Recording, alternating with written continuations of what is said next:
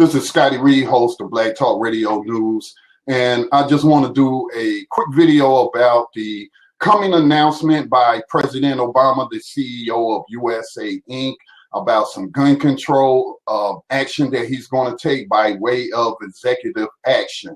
Well, I was on Twitter, just checking out, some messages and tweets and whatnot, and I saw Allen West freaking out on Twitter. You know who Allen West is, the proxy racist tool of the Tea Party.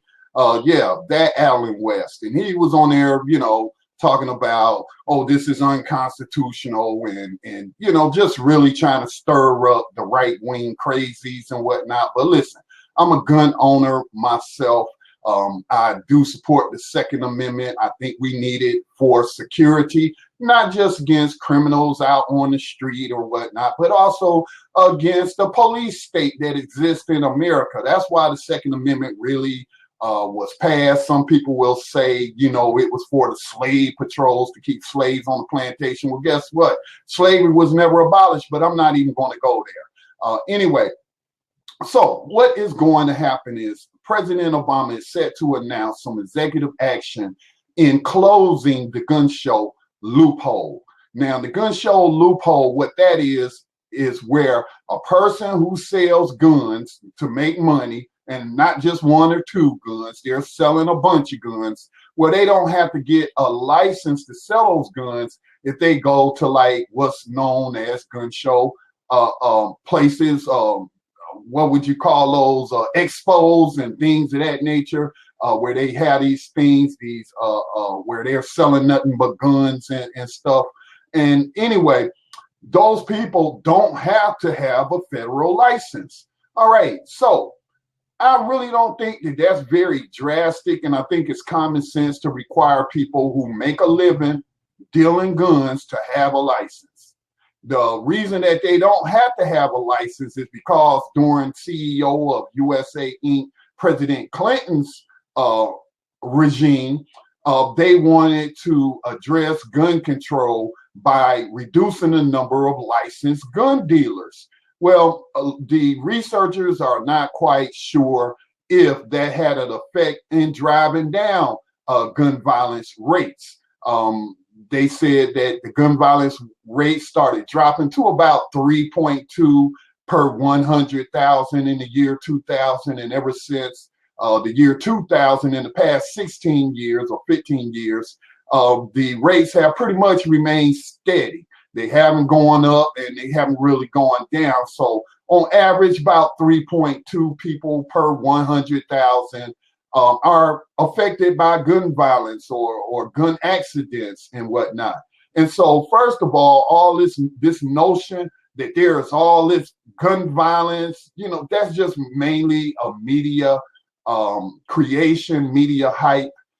Sure, we've had some high profile tragic events allegedly that have happened around the country, but those things are not happening every day. I think I was reading that in 2013 and 2014 that the number of gun-related deaths were less than 12,000.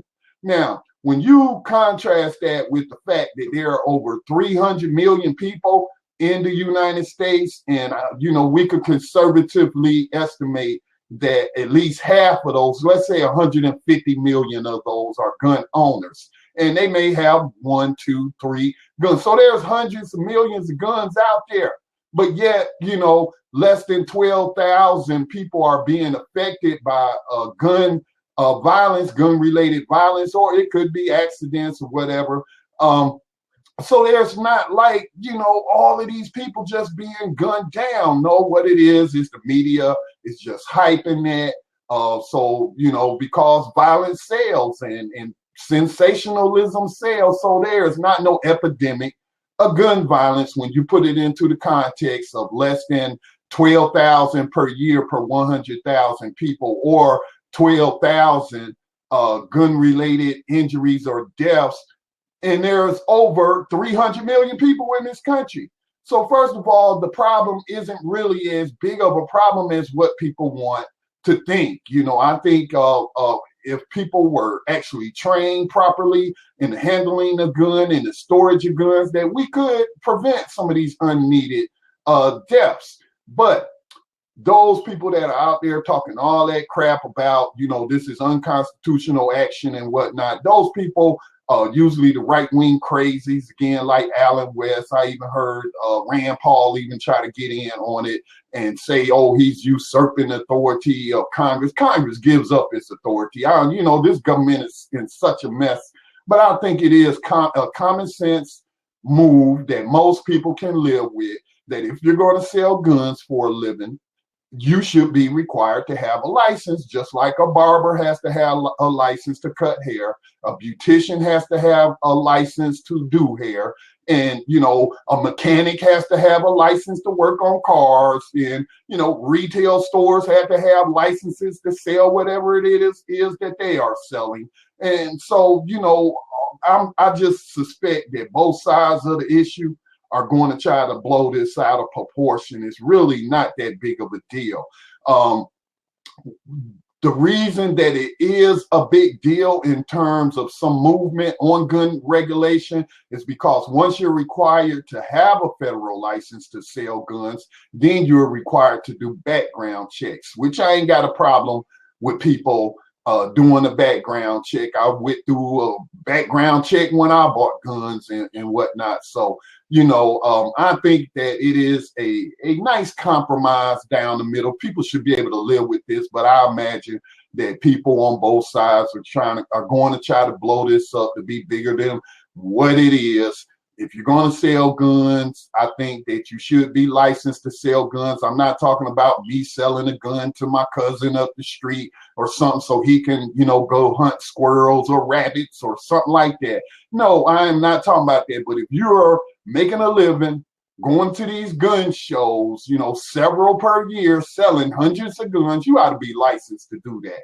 And I can live with that. And I can also live with background checks, and that's just common sense in my opinion. So it hasn't been announced officially yet, but I believe he is going to announce soon that he's going to take executive action that is actually really what it's going to do is expand the number of licensed gun dealers. Doesn't mean that more guns are going to be sold, because they're being sold already without licenses at these gun shows and whatnot. So just hold your horses. Don't get your panties in a bunch.